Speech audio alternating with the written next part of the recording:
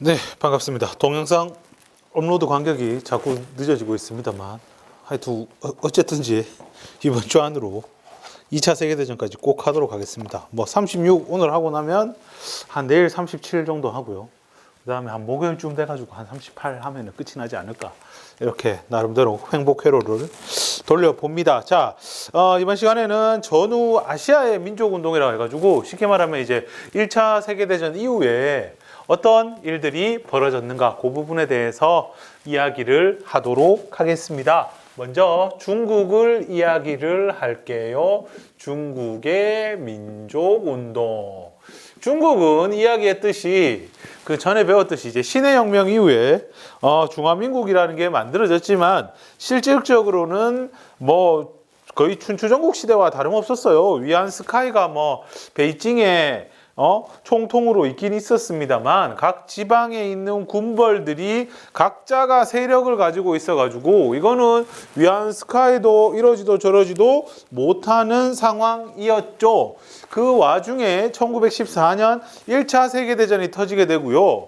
1차 세계대전이 터질 적에 중국에는 독일이 가지고 있는 영역이 있었죠. 이제 조차지라고 부르는 뭐 빌렸다라고 하는 땅이 있었습니다. 이 산둥반도를 중심으로 해가지고 그래서 이 산둥반도가 이 칭다오 하면 이제 양꼬치 맥주잖아요. 그죠? 왜 칭다오의 맥주가 유명해졌느냐 하니까 이곳이 독일의 조차지였다 하는 게 좀 관련이 있을 것 같아요. 그 산둥반도에 그 칭다오라는 도시를 갖다 거점으로 삼아가지고 뭐 여러 가지 맥주 공장도 많았고 뭐 그렇다고 합니다. 근데 이제 1차 대전이 일어났잖아요.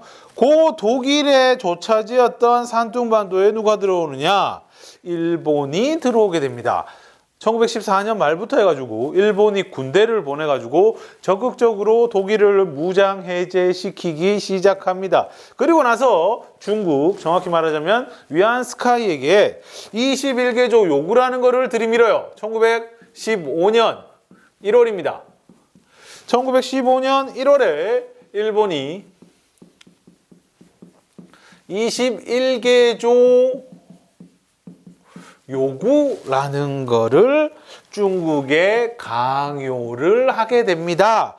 여기에는 뭐 다양한 내용들이 있지만 기본적으로는 이래요. 독일이 가지고 있는 식민지를 이어받고 승계하고 그 다음에 식민지라기 뭐 조차지라고 해야 맞는 것 같은데 하여튼 그 다음에 조차지 연장 그리고 뭐 각종 고문 그러니까 이런 걸 봤을 때 어느 정도 중국을 손아귀에 넣겠다라는 생각도 좀 있었던 것 같아요. 그랬는데 요거를 갖다가 이 굴욕적인 거를 받아들여야 되니 말아야 되니라고 했는데 당시에 유럽의 여러 나라들 같은 경우에는 1차 세계대전 한다고 정신없고 중국을 도와줄 애들이 없다라고 생각한 위안스카이는 싸워보면 또 지겠다라고 생각했겠죠.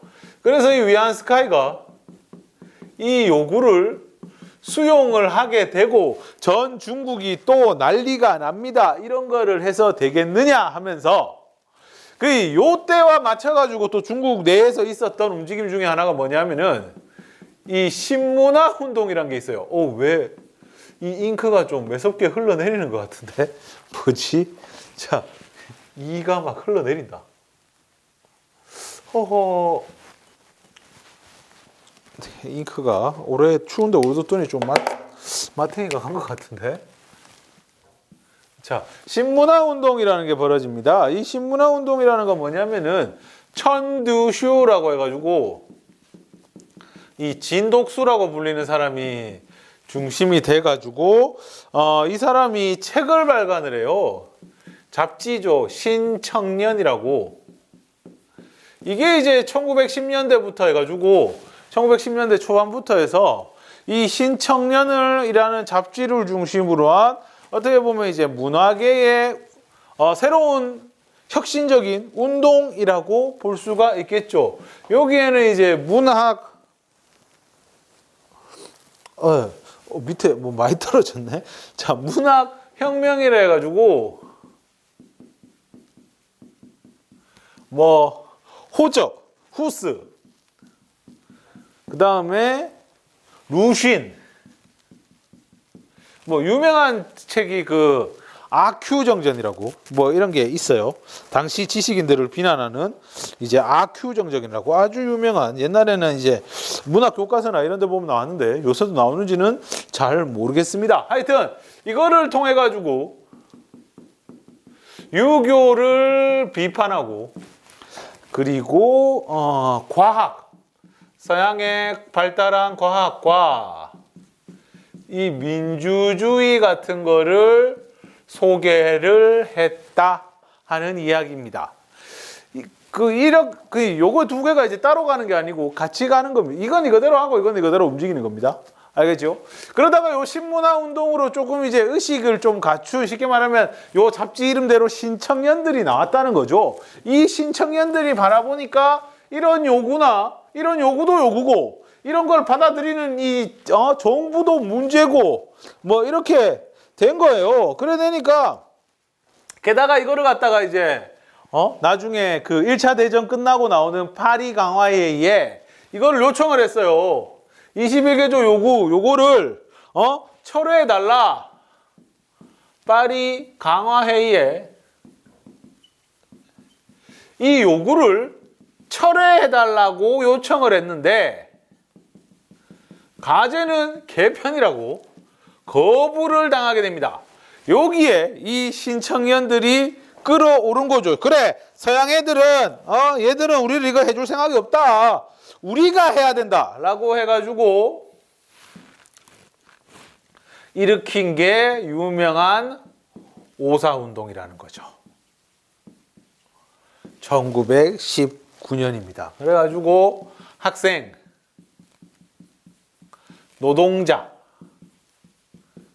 상인, 그 다음에 이 얘들이 이제 삼파투쟁이라는 투쟁을 펼치고 거리에 나온 거죠. 학생 같은 경우에는 학교 안 가. 노동자 같은 경우에는 파업, 일하러 안 가. 상인 같은 경우는 장사 안 해, 파시. 이런 식으로 해서 삼파투쟁을 벌이게 되고, 결국 요거를 본 정부가 결국 꼬리를 내리게 됩니다.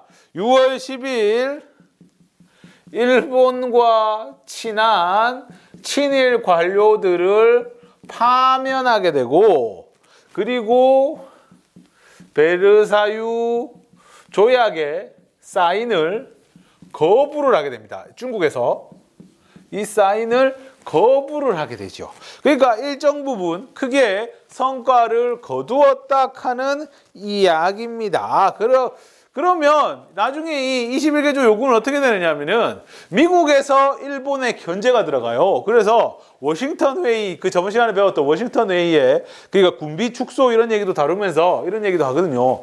그래서 일본에서 그전에는 사실 처음에 21개조 요구를 들이댔을 때는 프랑스나 영국이라든가 이런 애들이 지지가 있었는데, 그때 되니까 미국이 이제 강하게 압박을 합니다. 네 이런 식으로 세력들 필요하면 곤란하다 라고 하니까 프랑스와 영국도 슬그머니 꼬리를 내리게 되고, 결국 21개조 요구가 나중에는 휴지 조각이 된다 하는 이야기지요. 자, 그리고 요거를 보고 이 사람이 되게 충격을 먹었어요. 우와, 우리가 하면 되네 라고 해가지고 순원, 신의 혁명의 영웅이었던 순원은 국민당을 결성을 합니다.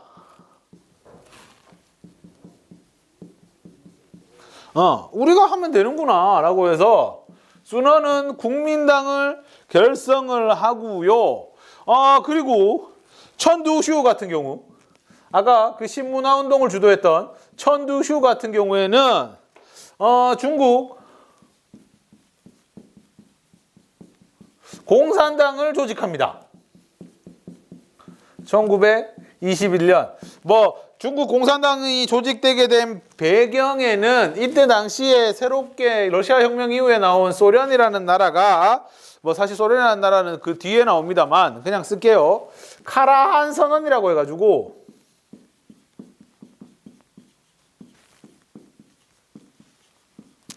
해서 이 카라한 선언에서 중국 내의 소련, 그 러시아가 가지고 있던 모든 이권을 포기하겠다.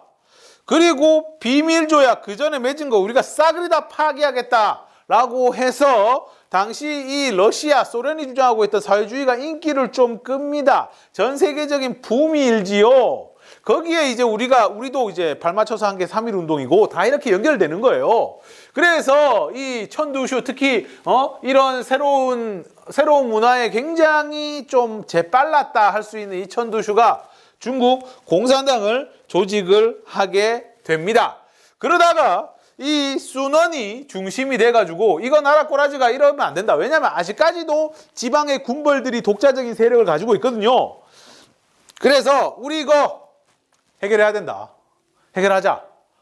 그래서 반군벌, 이 군인들, 그 지방에 있는 군벌들을 없애자라는 의도에서 국민당과 공산당이 손을 잡습니다. 이것을 1차 국공합작이라고 합니다. 옛날에 아마 수업 시간에 신간회나 이런 거 할 때, 한국사 할 때 했던 기억이 당연히 안 나겠지요. 자, 24년에서 27년까지. 그래서 사실 이 국민당이라는 거는 민족주의를 대표하는 단체입니다. 자본가들이 뒤에서 후원해주는 그런 데인데, 이 사실 공산주의, 사회주의랑은 체질적으로 안 맞거든요. 하지만 군벌을 없애기 위해서 우리가 힘을 합치자라고 하면서 등장한 게 신삼민주의라는 거를 주장을 해요. 신삼민주의. 옛날에 그 신해혁명 때 순원이 내세웠던 민족, 민권, 민생의 삼민주의 말고 이번에는 소련하고 연합한다, 용공, 공산당을 이용한다, 그 다음에 부조공농,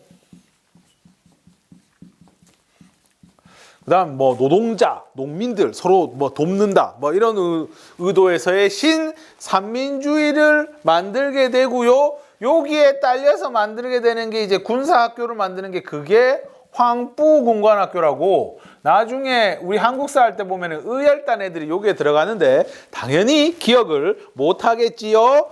자, 그렇습니다.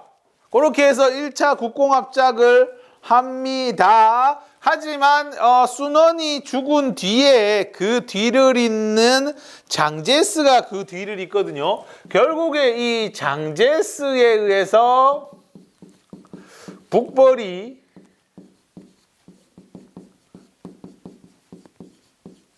완수됩니다. 그러니까 군벌들을 몰아내고 중국을 통일을 합니다. 요게 얘들이 세력이 보통 이제 남쪽 지방을 중심으로, 중국 중심으로 하면 남쪽 지방에서 중심이 됐거든요. 중국 역사상 남쪽에서 북쪽으로 올라가가지고 성공한 경우가 옛날에 주원장의 명나라 말고 처음 있는 일이에요. 두 번째예요. 두 번째 중국 역사상. 하여튼 그런데 보통은 북쪽에서 딱 터잡고 자리 잡은 애들이 남쪽에서 이제 보통 꼼짝을 못 했었는데 요때 하여튼 합니다만 장제스 같은 경우에는 뼛속 깊이 반공주의자고 해가지고 1차 국공합작 깨지는 것도 사실 장제스가 이제 뒤통수를 치죠, 공산당에. 그러면서 이 공산당을 몰아내고 이렇게 되는데 북벌은 완수했습니다만 아직까지 문제가 많습니다. 아직 지방에는 겉으로는 복종하고 있지만 군벌들의 잔상이 남아있는 거고, 그 다음에 농촌 지역을 중심으로 해가지고 공산당의 세력이 꽤 커요. 꽤 커. 얘들이 이제 1928년에 토지개혁을 하거든요. 1928년에 토지혁명이라고 해가지고 땅을 다 나눠주거든요. 그 뒤에 농촌에서는 공산당이 꽉 잡고 있어요. 그리고 이제 장제스가 좀 성격 자체가 좀 독자적인, 좀 독재자 같은 면이 있어가지고 나중에 결국에 북벌 완수한 지 얼마 안 돼가지고 반장전쟁이라고 해가지고 장제스 싫어하는 사람 모여라 해가지고 또 전쟁을 하게 되고, 그 뒤에 이 공산당을 몰아내기 위해서 또 장제스와 공산당 간의 싸움이 쭉 이어지게 되고, 한마디로 쉽게 얘기하자면 아직 혼란스럽다. 평화가 오려면은 멀었다 하는 그 이야기입니다. 그래서 어쨌든 장제스의 북벌이 끝나게 되고 아까 얘기했던 반장전쟁이라든가 이런 것도 정리를 하게 되고, 대략 이제 국민당과 공산당의 싸움 구도로 넘어가게 됩니다. 근데 이게 1930년대거든요. 1930년대. 1930년대 같은 경우에는 1931년에 일본 애들이 만주로 쳐들어가는 만주사변이 일어나거든요. 그래가지고 일본이 이제 중국 쪽으로 조금씩 세력을 뻗쳐나가고 있는데 국민당의 장제스는 이렇게 얘기해요. 안내, 양회. 안쪽을 내부를 편안하게 해는 거 하고 바깥쪽에 대항한다. 그러니까 일단 나라 안부터 좀 평화롭게 해놓고 나라 밖에 싸우자. 그러니까 일본 만주사변, 만주를 통해서 일본 애들이 막 들어오는 거는 별 신경 안 쓰고 공산당 때려잡기에 혈안이 돼 있는 거야. 공산당은 이해해가지고 게릴라. 그러니까 정식 군대 대 군대로 붙으면요 못 이겨요. 국민당이 군대가 엄청나거든요. 그러니까 게릴라전 치고 빠지고 뭐 이런 거를 하면서 이제 내전 정지, 우리나라 안에서 싸우지 말자. 그리고 일치항일, 힘을 합쳐서 일본과 맞서 싸우자, 이거를 주장하는데 장제스가 끄떡도 안 해요. 그러다가 이제 나중에 공산당 애들이 도망을, 국민당의 포위망을 뚫고 도망을 가는 그 일이 있었는데 그게 바로 이제 대장정이라고, 아주 뭐 중국에서 현재 중국에서 되게 좀 큰 사건으로 다루는 건데, 나중에 지도를 보면 알겠지만 이 국민당의 군대에 공산당이 포위를 당해 있었는데, 이때 당시에 마오쩌둥, 공산당의 그 중심이었던 마오쩌둥이 국민당 포위를 뚫고, 국민당, 아이고 색깔을 이거 쓰면 안 되는데 뭐 하여튼 알아서 하세요.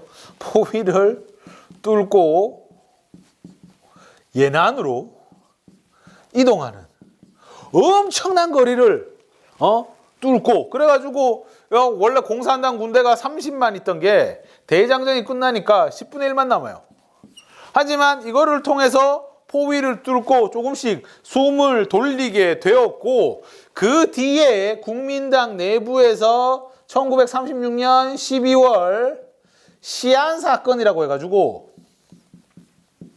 시안은 이제 옛날에 나왔던 장안이거든요. 여기에 공산당을 섬멸하기 위해 국민당의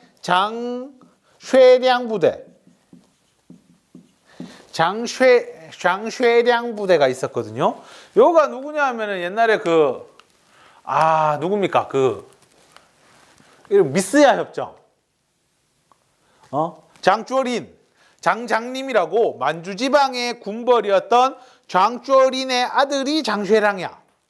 근데 나중에 장쪼린 같은 경우에는 일본에 좀 밑보여가지고 기차 타고 가다가 폭파돼가지고 죽거든요. 그 뒤에 하여튼 뭐 장쉐량이 우여곡절 끝에 국민당 이 장제스 밑으로 들어오게 되는데, 이 장쉐량이 시안에서 공산당을 무찌르는 부대를 이끌고 있었는데 거기에 장제스가 응원을 간 거예요. 장제스가 응원을 간 거야. 화이팅 해라 하면서.